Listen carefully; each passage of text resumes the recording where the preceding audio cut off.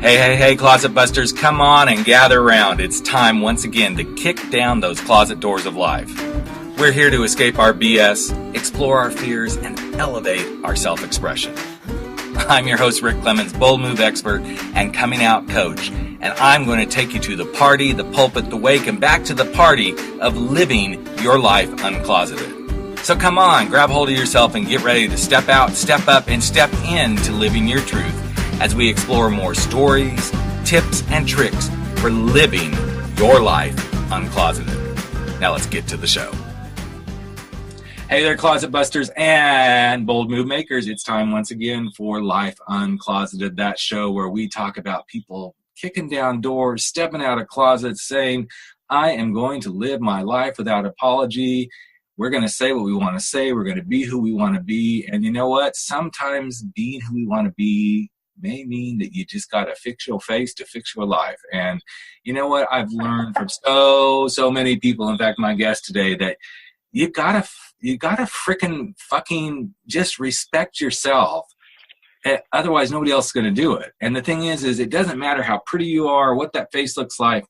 You have got to be respectful to you. And if you want others to respect you, you got to do the same thing. And I know that our guest today is going to talk a whole lot about that because, man, if you can't respect yourself, you might as well just go ahead and just sashay on away because I ain't got time for it and the world ain't got time for it. Now, there's going to be people who don't respect that.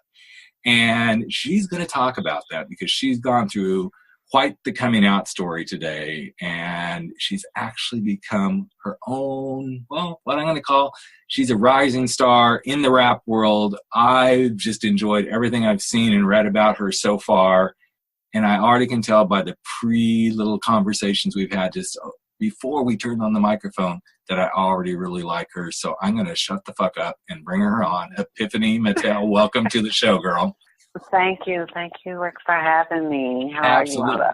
are you? I'm so excited because when your PR guy approached me and said, hey, I've got this, I said, absolutely, I want to bring her on the show because you've got quite a story. And I'd like to, I don't know, there's so many places you and I could jump in here, but I think the good place to start is actually to really tell the coming out story because everything was kind of good, and then suddenly everything kind of hit a shitstorm between you and your parents. Isn't that right? Well, I guess you could say that, but it's just, to me, I never came out. Mm-hmm. That's the whole thing. Like, mm-hmm. I identified with who I was at like 7 years old. Mm-hmm. I was kind of a nerdy kid. Like, while other kids were out playing and wanting toys, I was wanting sketch pads and pencils and draw. I listened to classical music. Right. My mother was an ex-pageant girl who had became a banker, but still was into like very much of community theater and things like that. Very cultured. My father was a chef. Mm-hmm. So one of my favorite shows, I don't know if I'm dating myself, but like after, you remember TGIF? Oh, yes. Okay, so after all the shows where TGIF came on, if you remember, 2020 would come on. Absolutely. 2020 was like my favorite show. Like I said, I was a weird kid. It so happens that the topic of discussion, what they were discussing that particular evening was SRS, sexual reassignment surgery. Mm-hmm. And I sat there and I watched it, and I never will forget, like, something just clicked in me. Mm-hmm. Like, oh my God, there's a solution to, mm-hmm. what I've been thinking. Now, mind you, I'm a child. I'm about 7 years old when this happened, and I watched the show. I went into the kitchen. I never will forget, my mom was doing the dishes. And I kept calling her while the show was going on, but she just figured I didn't want anything in particular because I was a little bit of a busybody. I was always calling her for something random. So I finally went in there and I was like, I want the surgery that I just saw on TV. And she was like, well, what do you mean? And I was like, on the TV, they made the man into a woman. And she was like, what are you talking about? And I was like, he had the surgery. He was supposed to be a girl. And he went to the doctor, and they made him into a girl because his body wasn't right. Mm. And so That's a big moment and a big conversation to have at 7 years old. Right. And so she just kind of like blew it off. And it was something, and that's why I say I never really came out, because I was never one who was quiet about who I am. When I was younger and people would ask me like, well, what do you want to be when you grow up? You know, I remember a conversation I had with my aunt, and I told her I want to be an actress. And she said, well, no, sweetie, you don't want to be an actress. You want to be an actor. You know, men are actors, women are actresses. And I told her, I know. I want to be an actress. I'm a girl. Like, I've always said that to my family. So I don't know if back then the knowledge wasn't as accessible, right, as far as transgender individuals.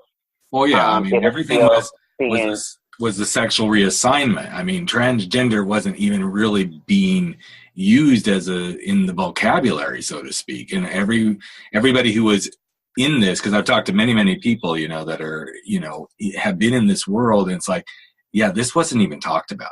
It was just like, oh, you kind of got it brushed off, or you were a freak or whatever. So what's your describing? You were crazy. It was considered a mental illness. Exactly.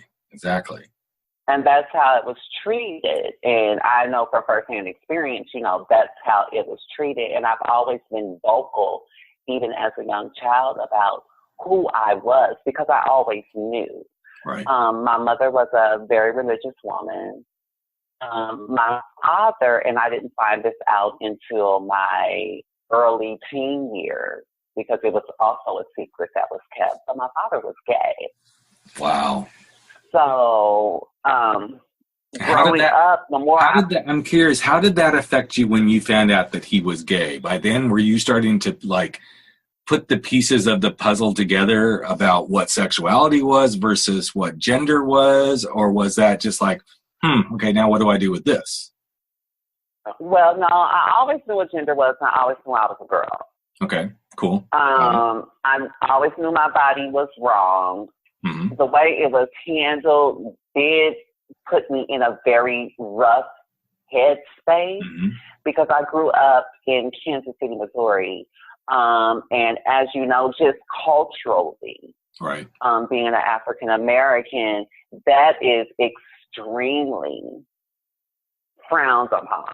Yeah. You know, being homosexual is extremely frowned upon, and then to go as far as to being transgender does not even becomes an option. You know, like. Well, and then add to it, you're living in the middle states of the country. I mean, I'm raising my hand here. I totally get you, because I grew up in Oklahoma, Arkansas. Those were where I spent the Bible Belt. Yeah, the Bible Belt. So now you're laying that on top of it, and your Bible Belt, and you're black, and, you know, all this stuff is happening. It's like, oh, no, you are not that. That I can just hear, you know, everybody in your culture saying those words. This is not who you are. You don't know what you're trying to be. Right. And luckily, people outside of my family unit more or less tolerated me. You know, like they sympathized with my parents. But I can say no one was ever like mean to me or even took it amongst themselves to correct my behavior. They allowed my parents to deal with that. So they just more or less tolerated me. So I constantly got it from my parental unit. My mother, being a highly religious woman, felt like in her mind, it had something to do with the devil. You know, like, I've been everything. I have been to a priest to have it prayed away, you know, been through things where they were, I don't want to sound so rash about it, but I don't really know how to describe it because we're not Catholic. We were Baptist, but in the sense of them trying to exorcise the demon. You know what I'm saying? Like, get this demon off me, pray it away, things like that. When that didn't work, and as I progressed, and still because when I was around 7, 8, 9, to them it was a phase. And that's how they comforted themselves. She'll grow out of it. Right. It's just a phase, you know, but the older I got, nothing changed. Right. You know, like I always was the way I was. And even my father would tell me, you know, because he always spoke very frankly with me. And he was like, you know, if you're gay, you're gay. Nothing's wrong with that. We can deal with that. He was like, but you don't want to be what you're saying you are. You know, those people are sick. They have mental issues. They're perverts. You know, this was how he saw transgender people as a gay man. Right. You know, so and that's interesting as because I got old, I think so many people in those generations, I think you and I are probably in very similar generation here. This was all mental illness sort of stuff for so long. It was, okay, this is what it is. And then you layer in the biblical faith stuff on top of it. It was like, it was a constant uphill battle. It's like, no, you don't get me. You don't get me at all. You know, and I remember in my own head as I was fighting these demons of being a gay man, you know, I would sit there and go, okay, God, really? This is what I'm supposed to feel? So you're telling me that I'm really bad, and if I'm really that bad, then I'm going to hell, but yet you keep making me be all these other things. I was like this really good guy, and people thought I was a great person, and I was a pianist, and I was talented in other areas. Oh, but you don't like me, God, because of this one thing.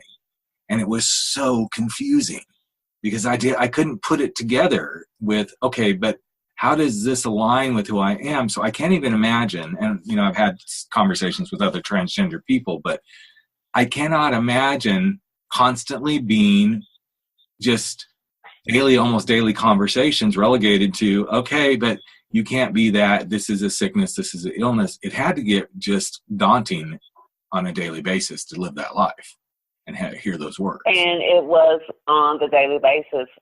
Like I said, my mother was a pageant girl in her youth. She used to model.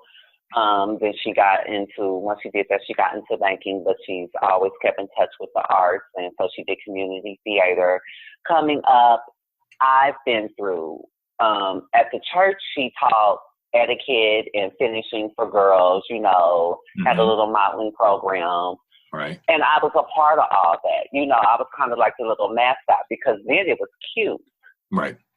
But once I start, you know, my mama would come home and notice that things were moved around in her room. They weren't put back where they should be. So she's like, you've been dressing in my clothes, you know. Right. Once she figured out that I was dressing up, no more modeling classes, no more art classes. And then I was being forced to go, like, to Boy Scouts and forced to, you know, try to play sports and things of that nature. Every 5 minutes, it was, you know, she would, like, pinch me in my side or slap my hand if my wrist was limp or, you know, and it was always, boys don't do that. Boys don't do that. And I've always had this resilience about me. And I think that's what kind of created the rift and made it as toxic as it was. Because even as a child, and I don't know, maybe this was just the power that I was blessed with, but I never let anyone tell me what I was. Right. I never let anyone take away from me what I felt on the inside, even my parents. So I would constantly rebel. You know, she would tell me to put some bass in my voice. I would raise my voice even higher. She'd tell me, stop holding my wrist like that. I'd start switching. You know, I was always pushing battling with them. Yeah. Right. Seeing how far I can take it, you know. Then it got to the point of when the prayer wasn't working, then I was going to psychiatrists. And when psychiatrists weren't working, or when me and my mother would get into arguments, the psychiatrist had convinced my mother that I had multiple personalities. Wow. And that's the worst thing, I think, when it comes to that, and the lack of education back then, and what made it so hard for a lot of kids, because I had got to the point to where I was going to a doctor every week and just basically telling him whatever he wanted to hear just so I can get out of there. You know, like, I don't need to be here. You know, I mean, nothing was wrong with me, And they were like, well, we think it's multiple personality. So then with them giving my mom this false information, right, when we would get into arguments, she would be like, I'm not talking to you. Let me know when my son is back. You know, like talking to me like I'm a crazy person. Oh like, my God. I haven't detached. I haven't blacked out. Like, this is still me, but this is what was being put before me. And then the older I got, the more volatile the arguments got, the more I rebelled. So then it got to the point where I started getting locked up. You know, like, they would call the police and take me, like, to Western Missouri, which is the mental facility, for, like, 24-hour observation and stuff. You know, my mother is, like, taking me to the crazy house and telling them to keep me because she doesn't know what to do with me. You know, telling them I have multiple persons. Just painting this picture that was not me. Wow. And as now as an adult, it has affected me in my private life when it comes to things, I would say, like as far as trust issues and being able to truly connect with people, anger issues in a sense, you know, because now, since I've always protected myself as a kid, I have a tendency to where I feel threatened, I lash out. Mm-hmm. Mm-hmm. You know, like that's my defense mechanism. But this came because I was put in all of these situations that a child should not have had to experience. You know, I tried to hurt myself. As a kid, it got to the point to where I knew what I was, but I hated the body that I was in so much. I would try to hurt myself to get rid of that part. You know, I remember hearing, like, in general conversation, or I think my mother was saying to me, you know, don't put too much bleach in your clothes. The bleach will eat your clothes. Mm-hmm. You know, when I would wash my clothes, she's like, make sure you measure the bleach. It'll eat through the clothes. So I'm like, aha, bleach eats stuff. Next thing you know, I'm in the bathroom pouring a gallon of bleach on my private part. You know, just things like that, the mental damage that it does to a child. And then it finally progressed to the point of when I hit my preteen and realized how toxic this situation was and feeling like I wasn't loved by my parents, that I was just more or less tolerated, I began to run away. Mm. And once I began to run away, which is what a lot of gay and transgender teens do, absolutely, and then you discover the life, quote unquote, and the families within the life. So I'm like, okay, now I'm around people who are like me. Mm-hmm. Granted, I would run away to a place where it would be like everybody was a minor except probably for the person that owned the apartment who happened to be a transgender woman who didn't want all these little transgender girls out on the street. So she would let them run away to her house and ranging from the ages of like 12 to 16, 10 of us in a one bedroom apartment. Wow. You know, just living life because we're not accepted in our home. Mm-hmm. What was the thing that you feel like finally really got you realizing this? I can't do this any longer. This is really me. I've got to make the change. I've got to make the move. What was the final straw, so to speak? My mother said to me, because when I would be home, I was boy crazy. Mm-hmm. But I wasn't boy crazy in the sense of being sexual. Mm-hmm. I noticed the girls that I hung with, the boys would always like buy them stuff and, you know, get their hair done, give them money, you know, things like that. And boys were always trying to talk to me because I was always dressed up. So I would just, you know, play nice and let them give me money, buy me stuff, you know. They knew I was young. I was attracted to older guys, so they really didn't try to pressure the sex, even though in the back of my mind I knew it was expected. They never spoke on it. And I went through this long phase of not telling these men that I'm transgender, which would in turn, if I got into it with the girls that I hung out with, and they would go back and tell the boys, oh, you know, that's the boy. You know, but at the same time, these are boys, and I'm like sneaking into the house, hanging out with while my mom's not home. Right. So when things like that would happen, it would backfire. And next thing you know, there's like either a dude beating on the door looking to beat me up, somebody throwing a brick through the window. You know, I was putting my mother in danger, for one. My mother had got to the point to where she was like, look, I'm the only one who has a period. I am the only one who can conceive a child. I'm the only woman in this house. You cannot be a girl in this house. Because at 12 years old, I started dressing every day. You know, like my mother would leave for work before I would leave for school. Yeah.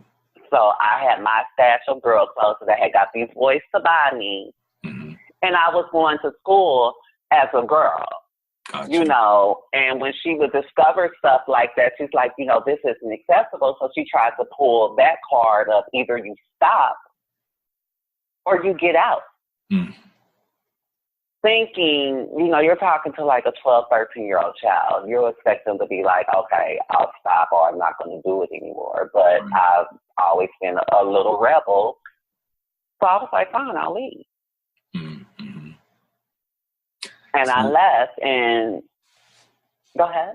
No, I was going to say, and then so what happened next? You finally did leave.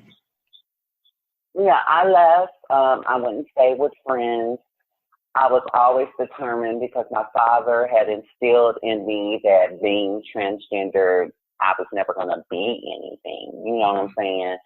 So I stayed in school. I made sure I completed school. I got up, went to school every day while the rest of my friends were skipping school and not even bothering to go to school, just children living an adult life.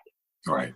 I would still go to school, you know, made sure I did all that and just really lived my life. As far as being out and hanging out, my mother was kind of all about appearances. So it was always, you know, Epiphany ran away. So she has, but it was never, I told her to get out. Right. That would never come up. So Kansas City is small. Yeah. It's a nice size town, but it's a very small town mentality, the Missouri side. You know, everybody knows everybody. Right. So it would get to the point of I would be out hanging out with my friends and maybe one of my older cousins would see me or maybe a relative or somebody would see me. And then they would pick me up and take me back to my mom's house. I would get there. We would argue. She would call the police. They would be like, well, you know, she's a minor. You just can't kick her out. You know, you have to go through the process of having her removed from the home if this is what you want, whatever. The police will leave, and then she's like, are you still going to do this? Yes, I'm still going to be me. So she was like, okay, well, you can get out. And then it would go back to, she would call me in as a runaway. So I'm sitting here ripping and running the streets, just being a free teenager. The police will pull us over for being congregated or loitering in the wrong place, run our names. I'm already in the system as a runaway. Right. So they would pick me up, detain me, call my mom to come get me. My mom will come pick me up from juvenile on the way home. So are you still going to do this? Yes, I'm still going to do this. She'd pull over at the next corner. Okay, well, get out of my car. What a wicked cycle. So it really just, yeah, so it just got to the point to where, and it's sad. Now, my father has passed, but me and my mother are extremely close. But in the sense of, she just finally had to come around, I guess, in her own time. Once she really figured out that, you know, it is what it is. This is not. This isn't just change. Yeah, this isn't just dress up and let's take that makeup off now that we're done playing. This is the heart and soul of who you are at your innermost self. Exactly. And unfortunately, that was not until my early 20s. So I spent all my teenage years not speaking to my mom. You know what I'm saying? Not speaking to my parents, running away from them, I remember they were getting ready to, there was a situation where I was dating a guy who was kind of like a drug dealer, gangster type guy, and I did not tell him, you know, because I didn't back then. You could not get me. You couldn't even get me, even if I knew what transgender was, you couldn't get me to say that. Right. Because in my mind, I'm a girl, and I'm not going to say anything less than that. You know, like, I'm not going to recognize anything you're saying that would equate me with having a penis. Mm-hmm. So, word had got out, you know, someone had told him that I was born male, and he ended up, they told him where my mom lived because he couldn't find me. Mm-hmm. And they ended up shooting up my mom's house. Wow. With that being said, they would call, threaten, and my mother was like, you have to go. Mm. So they ended up sending me away to live with an uncle out of state. Mm. Before I left, I spoke with my father, and he was like, you know, it doesn't have to be like this. You can stay. Just the same thing he always told me, you know, if you're gay, it's fine. You're older now. By this time, I had found out that the cancer they told me he had when I was about 10, 11 years old, figured out on my own because of living in the life that actually it was AIDS. Mm-hmm. You know, and I figured out on my own that my father was gay. Like, this was something that was never discussed. I just put two and two together from the time I was spending with him. There would always be a particular guy around who was kind of feminine. And, you know, once I got into the world, 1 + 1 make 2. As a child, I was naive to this, you know, and then when they told me, oh, your dad has cancer, and I'm like, okay, well, I don't see anything related Right. to cancer, you know, like, it just didn't make sense to me. Right, but at that time, so much of it was people, oh, they have cancer because we weren't talking about it.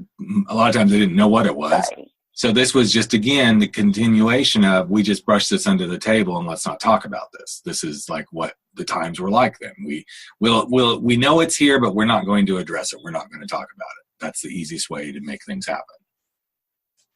Exactly.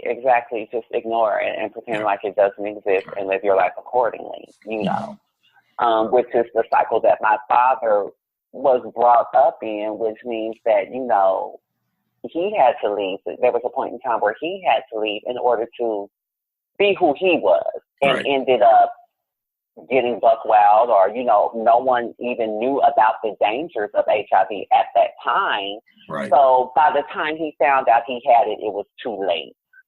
All he knew is that he had something that was eventually going to take him out because medicine wasn't what it was now. And so he moved back home, and he tried to repair our relationship.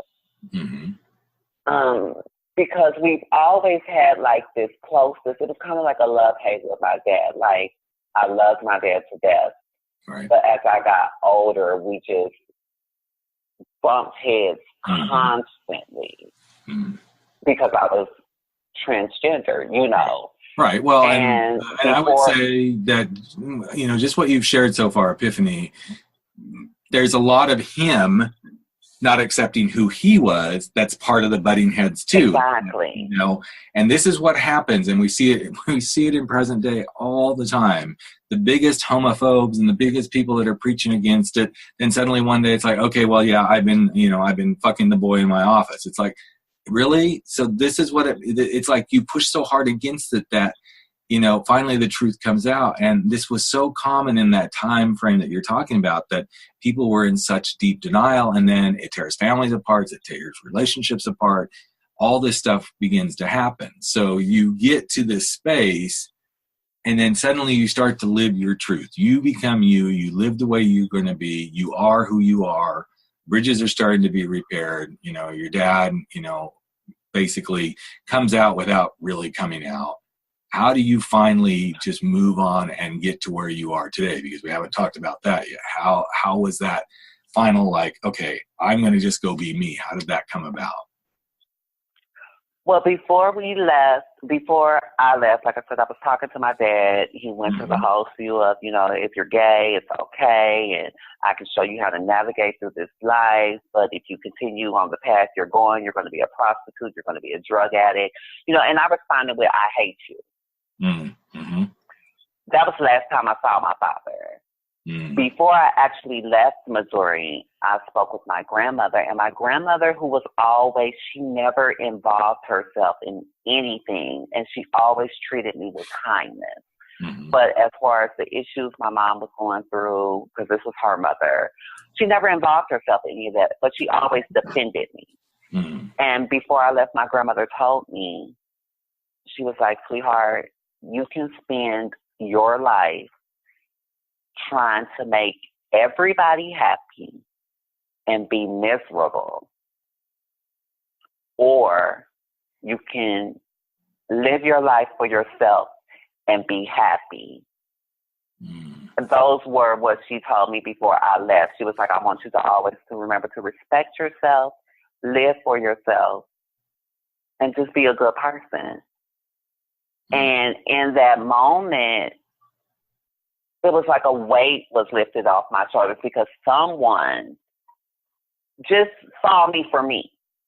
Yep. And that action from a person in my family, just that little bit of acceptance kind of laid my spirit to rest and gave me the confidence where I felt like I didn't have to fight and I didn't have to go out of my way to convince people who I am or what I am or I'm okay or I'm not crazy. And from that moment on, I just start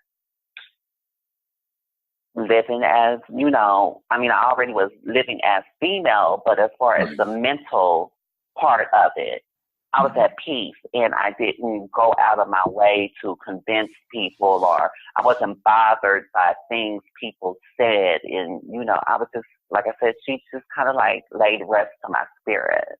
That's awesome. So now let's kind of move forward. You've come into your own. You've become, I shouldn't even say become, because you always were who you are. It's always interesting when I'm having these conversations with my transgender brothers and sisters. I don't like the word transgender, and I always get hate mail when I say this, but I'm going to say it again. I don't like it because it's like, okay, that's how we have to define it for everybody else, but you are you. You're a woman. No, I'm a woman. Yeah. And my buddies that are guys, they're guys, But in order for us to get through this, to help the rest of the world be okay with it, we have to use the T word. And it's right. The world needs labels to understand. If this helps you understand, then okay, this is what it is. But if you ask me what I am, I'm going to tell you I'm a woman. I'm going to tell you I'm a heterosexual woman. I love straight men. Mm-hmm. I just happen to have a penis, but that's getting ready to be removed, and that's just that. I don't feel like I need a label to define myself. I feel like I'm still as much woman as any woman with a vagina. Mm-hmm. Even though I wasn't born with one. Right. I don't feel like it makes me any less of a woman, but if you need a label in order to help you understand me, then that's fine. I'm not offended by that. Whatever brings you to a place of opening your mind and understanding, then I'm all for it. Gotcha. So now let's get to, I was going to say, let's get to the real juice, but this has all been real juice, but let's really step forward into how this now shows up for you, all the things that you've gone through and standing true to yourself and being the rebel. How does this now show up in the art that you perform? Because, ladies and gentlemen, she is a rapper. She is a rapper. I want you to hear me say that. I didn't say she's a transgender rapper. She is a rapper, but it's even interesting in when we do these publicity talks and everything, it's almost like the trans word has to show up because suddenly it's like, oh, isn't that interesting? Well, no, she's just a rapper. But how does this all show up for you in your art and the music that you do?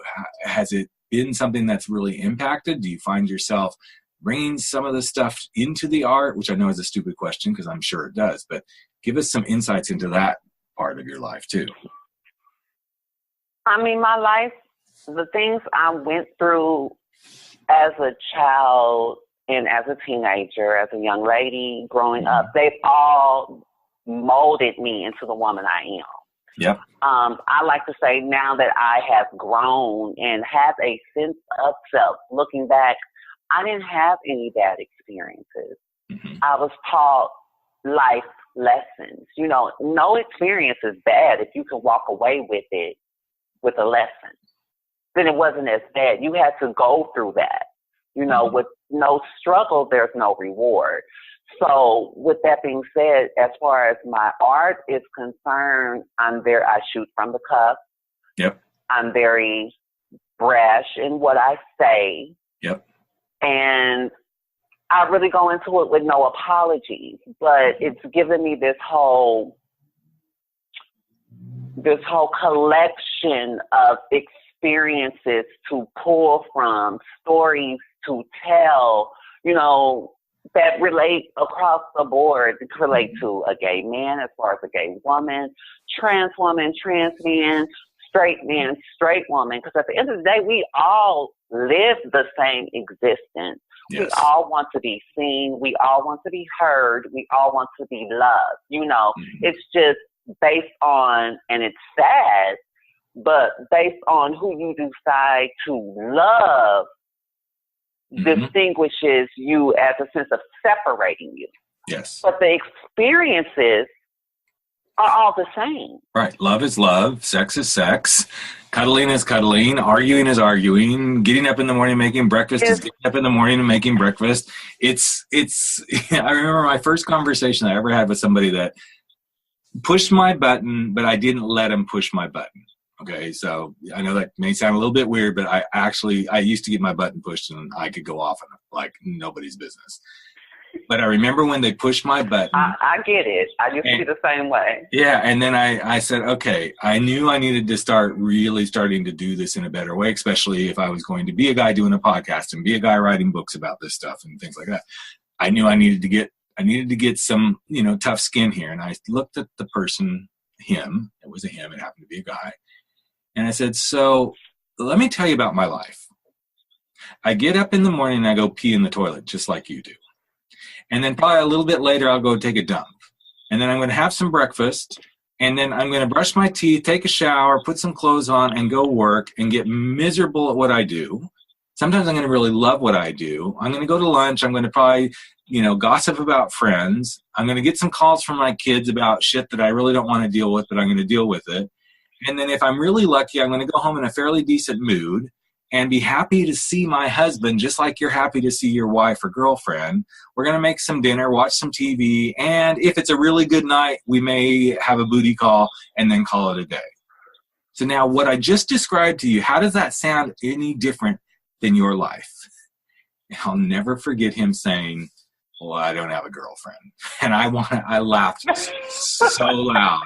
Because I knew I had the impact I wanted to have without being a son of a bitch about it. Because I had walked him through a day in the life of, guess what?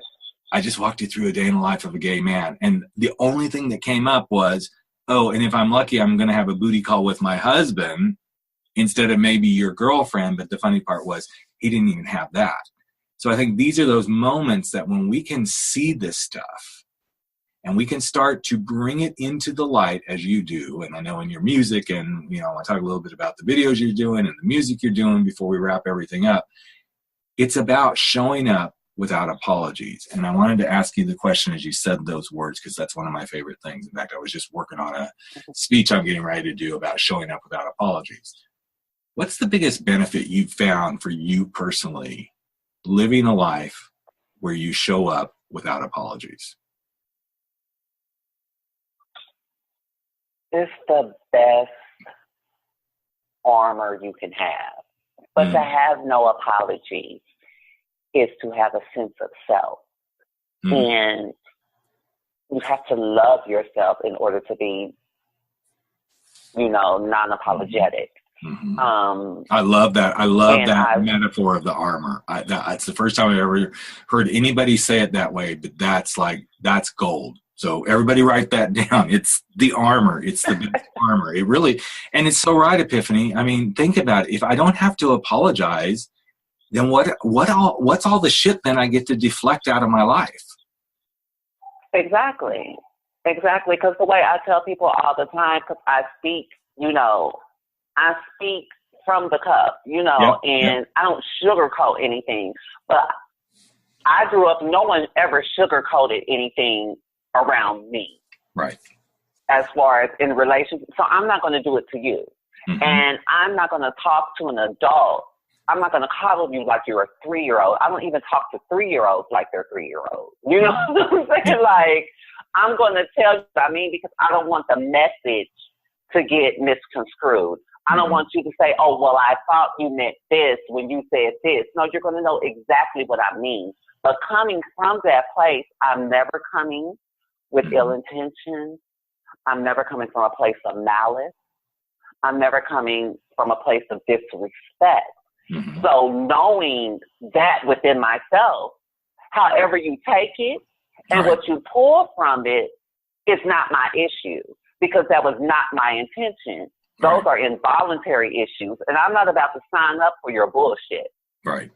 That's amazing. So if I say something to you and, oh my God, Epiphany, I can't believe you said, well, baby, there's something you're dealing with that would even take that there.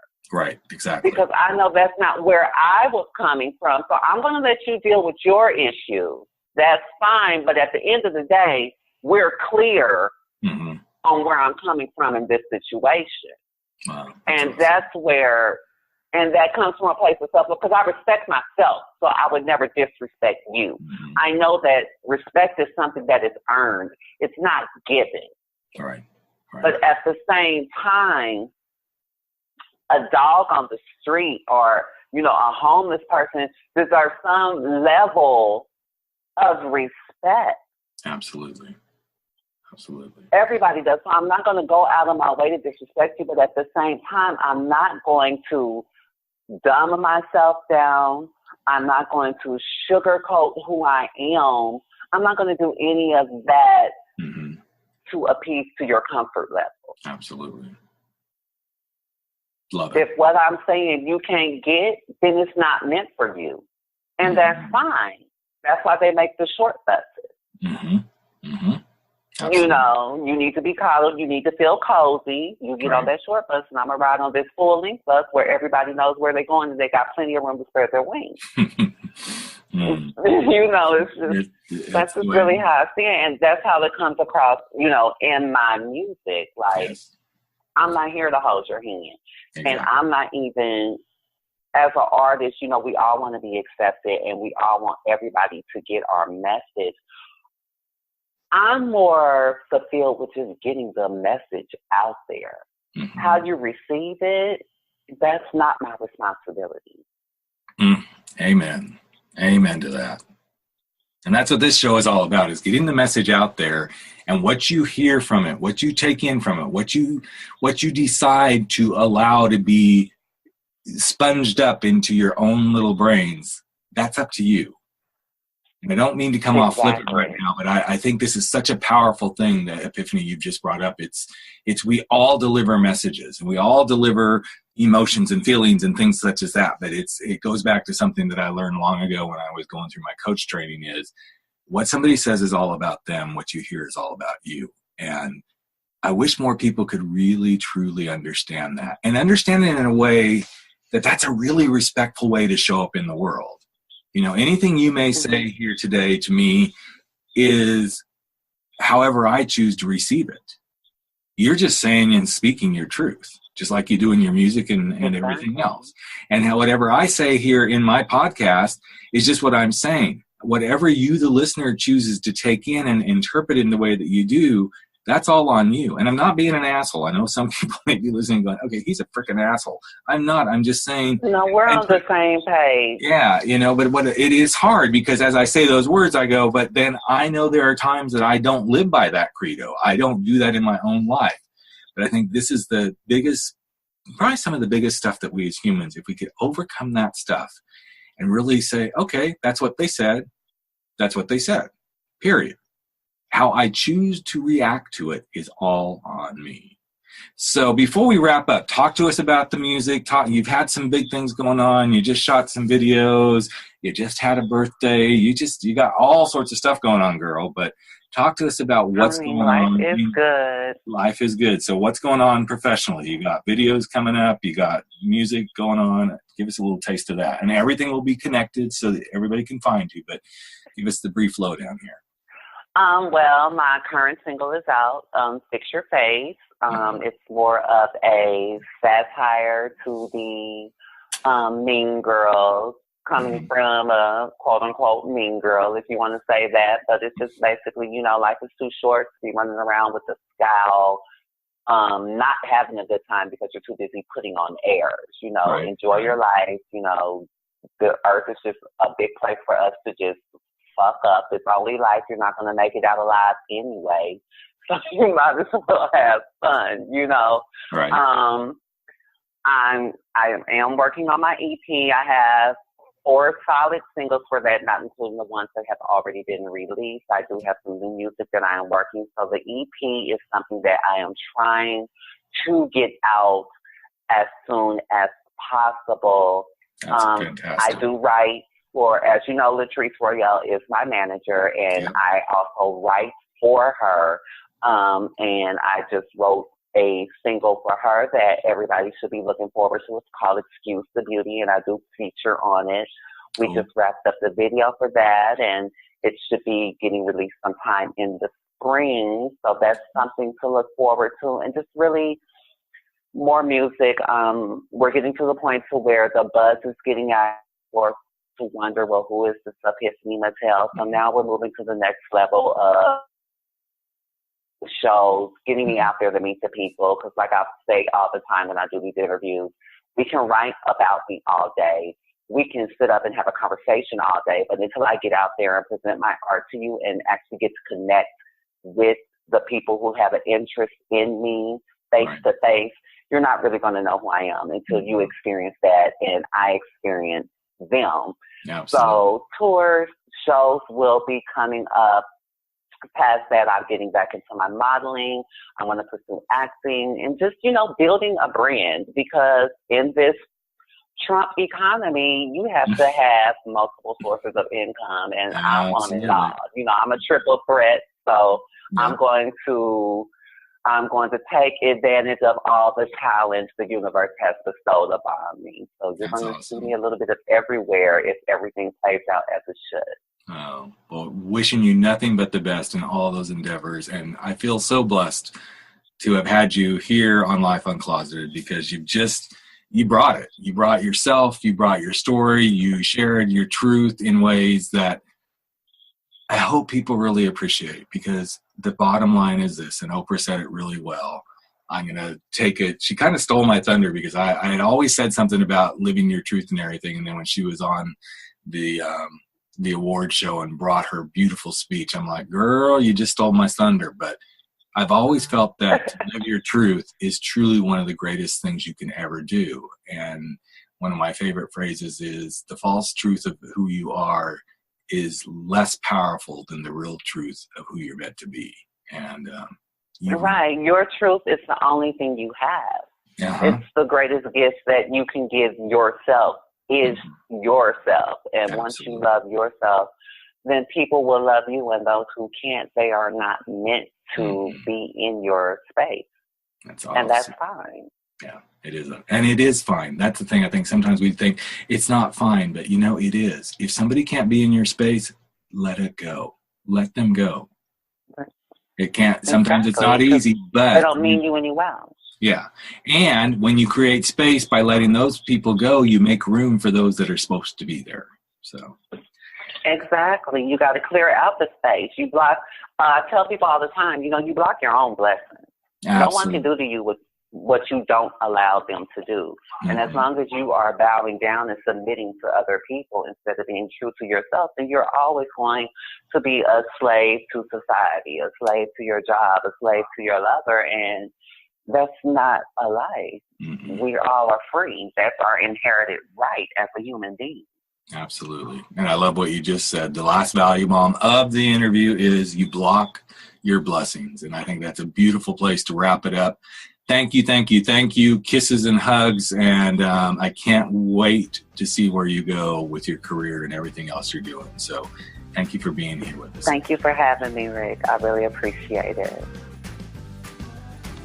All right, there you have it. Another episode of Life Uncloseted has come to an end, but that's okay. We're going to be back in just a couple of days sharing more stories, tips, tricks, and wisdom for helping you live your life uncloseted. And you know what? You can share too. Just take a few moments if you like and if you believe in this podcast and share it with someone you know today. Share it from your phone, go share it on iTunes, Stitcher, wherever you are. Maybe even give us a rating and review, because you know what? It's all about the planet living their life uncloseted. I'm Rick Clemens, host of the show and the guy who helps you make those big, bold moves. And I hope you never stop stepping out, stepping up, and stepping in to living your life uncloseted. Catch you real soon. Take care, everyone.